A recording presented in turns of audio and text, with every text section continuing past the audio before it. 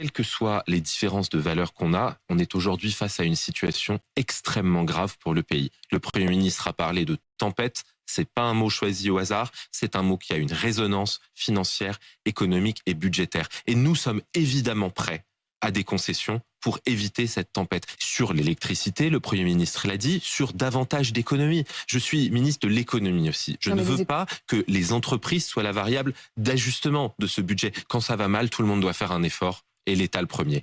Ludovic Mendes, le match n'est pas plié, c'est pas terminé ce matin? On va essayer de faire en sorte que non, on va essayer d'avoir une forme de responsabilité. Entre la France honteuse de la France insoumise qui nous explique en permanence que le Rassemblement national soit disant nos alliés putatifs, ce qu'ils ne sont pas.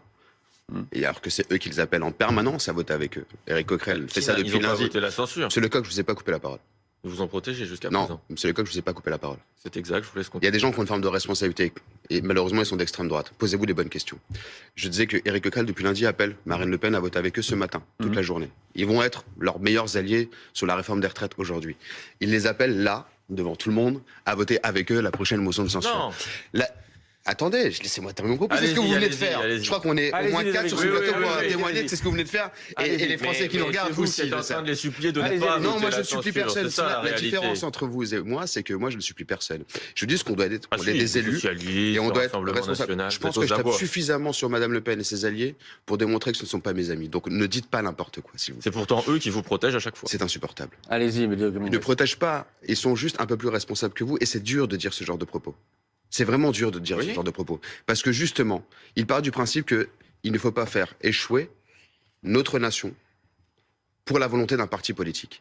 Vous avez fait un choix. Là, vous êtes en train de défendre. Vous avez fait- Il faut juste qu'on s'écoute. Vous avez fait un choix depuis un certain temps de faire comprendre que le président Emmanuel Macron était légitime, que nous étions illégitimes, que tout le monde était légitime et que vous êtes légitime et supérieur à tout. La réalité, c'est que vous êtes en incapacité de pouvoir gouverner seul. Et si on avait la vérité de se dire les choses, en sortant de nos postures de parti, le seul parti qui a vraiment gagné en juillet dernier, c'est elle, par rapport au nombre de députés qu'elle envoie à l'Assemblée nationale. Qui ça? On est moins nombreux qu'eux, vous êtes moins nombreux qu'eux. Ah non, c'est faux. Juste La réalité, une c'est question, c'est Ludovic que personne Mendes. ne dit cette vérité-là. Juste une question, C'est Ludovic Et Mendes. ils ne sont pas capables de se regarder dans un miroir pour se dire comment on fait pour essayer de travailler ensemble pour que l'extrême droite ne puisse pas gagner demain. Et là, ils sont en train de leur donner les clés de la 5e République. Ludovic- Alors Aurélien, moi je t'adore. Mais là, t'as pas pu trop en placer une. On va le faire à ta place. C'est parti. Tu parles mal. Toi-même tu fais tes dingueries, c'est moi qui parle mal. Professionnel du mensonge, sponsor par Chétan. T'as même réussi ma gueule à choquer le diable. Mais je parle mal, hein. Ouais. Celle-ci, c'est pareil, il fallait la sortir. Hein. Mendes, là. Cousin. Nous, on va rétablir un petit peu de vérité. Alors, Aurélien Lecoq, mon très cher ami, on va le faire pour toi. Parce qu'on t'aime bien et on t'embrasse.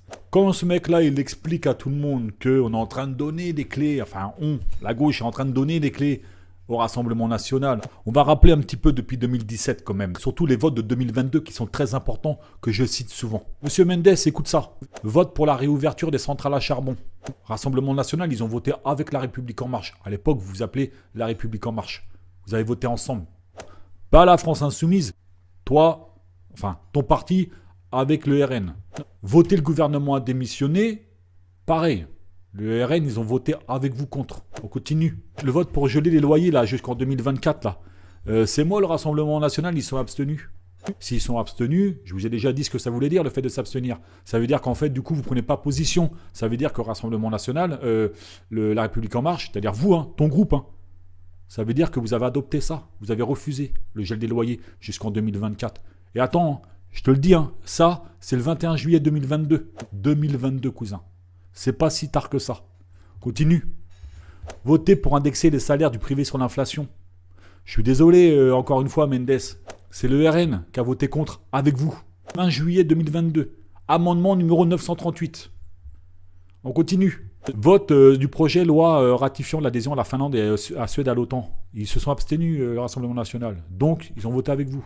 On continue. Vote pour conditionner les aides de l'État aux entreprises à leur respect des accords de Paris. Les accords de Paris, hein. C'est très important, les accords de Paris. Hein. Ça, c'est les grosses industries polluantes. Quand ils polluent trop, on doit leur foutre des amendes. Donc, c'est un peu... je vous vulgarise ça, mais c'est un peu ça. Rassemblement national, ils se sont abstenus quand vous avez voté contre. Lunaire, ça aussi. Est-ce qu'il faut te le rappeler, ça? Alors pour l'instant, ceux qui donnent les clés au Rassemblement national, c'est pas la France insoumise, c'est vous. On continue. Vote de loi sur les finances rectificatives de 2022. Alors là, c'est encore pire, ils étaient même pas là, le RN. Tous, hein. Personne n'était là. Arrêtez de vous foutre de la gueule des gens. Ah, celle-ci, elle est lunaire. Vote de prime de partage de la valeur. Ils ont voté pour avec vous. La gauche, non. Hein. La redevance télé. Le Rassemblement National, ils ont voté contre. Avec vous. Contre. J'invente pas ce que je suis en train de vous dire. Là, je les invente pas les votes, hein, les amis. Ils sont devant moi. Hein. Celui-là, il faut le dire. L'augmentation du SMIC à l'époque qu'avait demandé la France Insoumise à 1500 net. Amendement 844 de Clémence Guettet de la France Insoumise. Vous avez voté contre. Puis ces gens-là, ils viennent nous dire non, mais on travaille pour les Français, on travaille pour eux et tout ça. La honte sur vous, vos familles et sur 15 générations. Vote sur l'augmentation du SMIC à 1500 € net. Rassemblement national, ils ont voté contre avec La République En Marche, avec les Républicains, avec Horizon et avec le mouvement démocrate. Est-ce que je dois continuer? Hein? J'en ai encore plein comme ça, les amis, les votes comme ça. J'en ai encore plein. Donc quand un mec comme ça, gardez son nom à lui, hein, d'accord? Il s'appelle, comment déjà? J'ai dit Ludovic Mendes. Il vient t'expliquer en plateau télé, mainstream, que c'est la France insoumise. Donc du coup, ça s'adresse à M. Aurélien Lecoq, hein, député LFI. C'est vous qui donnez les clés au Rassemblement National. Cousin, j'ai envie de te dire, enfin, j'ai même pas envie de te dire, j'ai envie de venir avec une pelle et de te la casser sur le museau. Parce que là, c'est plus un mensonge, là, à ce niveau-là. C'est plus un mensonge. Et combien de lois j'ai pas citées encore? Donc arrêtez de vous foutre de la gueule du monde. Donc c'est une très bonne chose que le gouvernement Barnier est tombé. C'est une très bonne chose que tous vous cassiez, en fait. Parce qu'on n'en peut plus de vos gueules. Ah, je ne vais pas te mentir, l'ami, on n'en peut plus de vos gueules. Les macronistes, les LR, Horizon, Mouvement démocrate, les Vauquier, tout ça. Mouvement démocrate, c'est Vauquier, machin et tout ça. On n'en peut plus de vos gueules. Cassez-vous, mais cassez-vous sur une autre planète. Mais vraiment, hein. Parce que si demain il y a une vraie révolution en France, la révolution du peuple, hein, j'entends, hein, bien entendu, hein, pas celle des bourges, hein, la révolution du peuple, et qu'on tombe sur vos têtes, il va falloir taper un 100 mètres et être plus fort que Usain Bolt, les amis, je ne veux pas vous mentir. Si vous prenez de la prison, ce sera vraiment que vous en êtes sortis. Vraiment. Parce que je pense à mon avis que ça devrait zouker pour vos gueules. Pas là pour mentir, pas là pour leur plaire. Réac-toi dans l'âme, réac-toi dans le vestiaire.